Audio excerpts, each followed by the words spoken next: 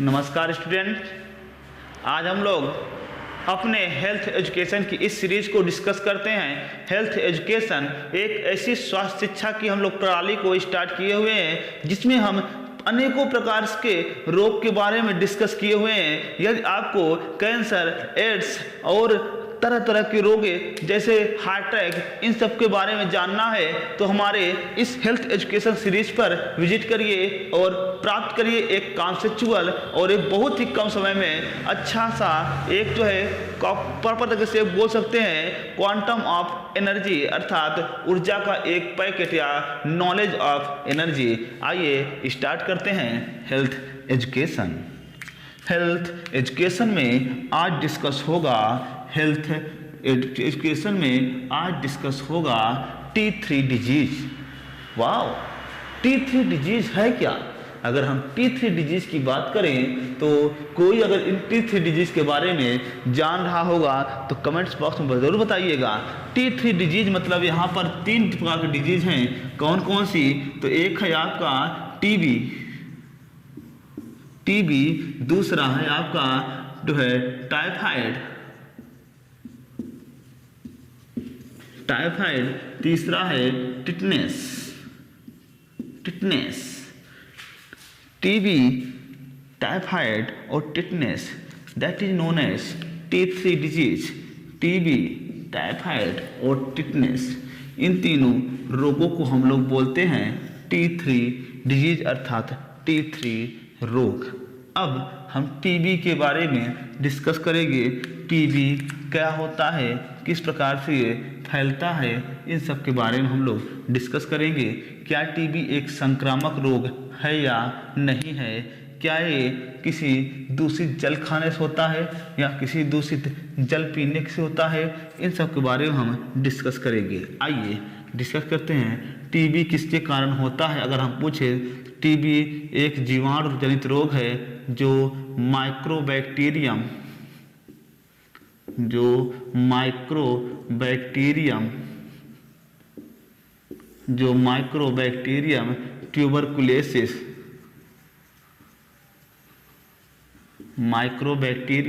Tuberculosis नामक जीवाणु के कारण होता है। माइक्रोबैक्टीरियम ट्यूबरकुलोसिस नामक जीवाणु के कारण टीबी रोग होता है। टीबी रोग में क्या होने लगता है? तो अगर हम बात करें टीबी रोग में क्या होने लगता है तो इसमें क्या होता है कि जो हमारे लंग्स होते हैं, फेफड़े में टीबी रोग प्रभावित करता है फेफड़े को। तो टीबी से प्रभावित होने वाला अंग कौन होगा? तो आप बताएंगे फेफड़ा जो टीबी से प्रभावित होने वाला अंग है। यदि हम पूछे टीबी रोग कैसे फैलता है? टीबी रोग जो है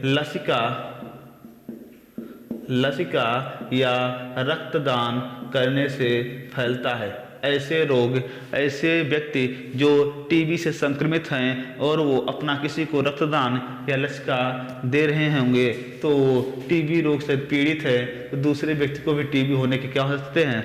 चांसेस हो सकते हैं। अब बात ये आई कि टीबी जो होता है ये अगर हम बात करें तो ये जो है हमारे शरीर में जो जीवाणु होता है वो क्या होता है कि जो है अक्रिय रूप में होता है। किसके रूप में होता है? अक्रिय रूप में होता है। लेकिन जैसे ही हमारी क्या होती है प्रतिरक्षा तंत्र कमजोर हो जाती है, ये सक्रिय हो जाता है। ये क्या हो जाता है?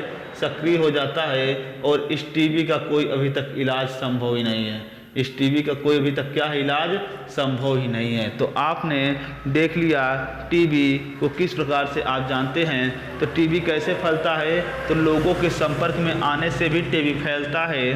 किसके संपर्क में? जो लसिका और रक्तदान करने वाले संक्रमित लोग हैं उनके संपर्क में आने वाले लोगों को भी हो सकता है। माइक्रोबैक्टीरियम ट्यूबरकुलोसिस नामक जीवाणु कारण होता है। इससे प्रभावित होने वाला लंग कौन है? फेफड़ा है।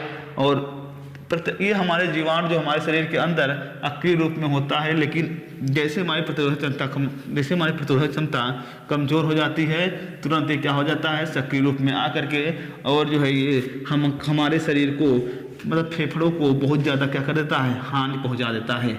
आइए टाइफाइड के बारे में डिस्कस करते हैं। टाइफाइड तो सामान्यतः एक प्रकार क्या है? ज्वर है, बुखार। टाइफाइड एक प्रकार का बुखार होता है।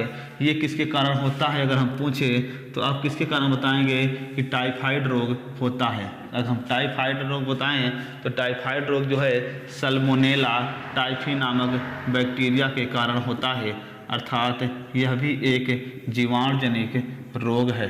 तो सल्मोनेला टाइफी नामक जीवाणु के कारण टाइफाइड रोग होता है। अब टाइफाइड रोग कैसे फैलता है तो दूषित जल या भोज्य पदार्थ का सेवन करने से जो है टाइफाइड रोग हो जाता है। टाइफाइड रोग जिन व्यक्तियों को होता है उनको विडाल नामक टेस्ट कराना पड़ता है। विडाल टेस्ट से जो है पता चलता है कि व्यक्ति को टाइफाइड है या नहीं है।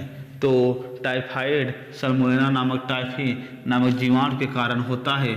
इसमें टाइफाइड जब भी रोग होता है तो पता है अगर आपको सिर दर्द होने लगता है, मांसपेशियों में दर्द होने लगता है, और इसके लिए जो है क्या रिस्पॉन्सिबल है दूषित जल और भोज्य पदार्थ, और इसके लिए जो टेस्ट होता है उसका नाम है विडाल टेस्ट।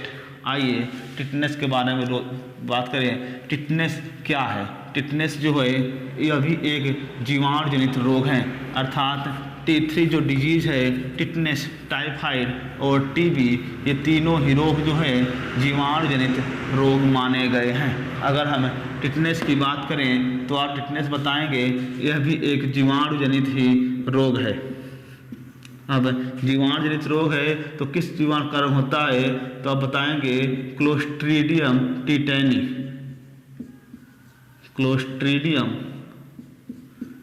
टिटेनी नामक जीवाणु के कारण जो है टिटनेस रोग होता है।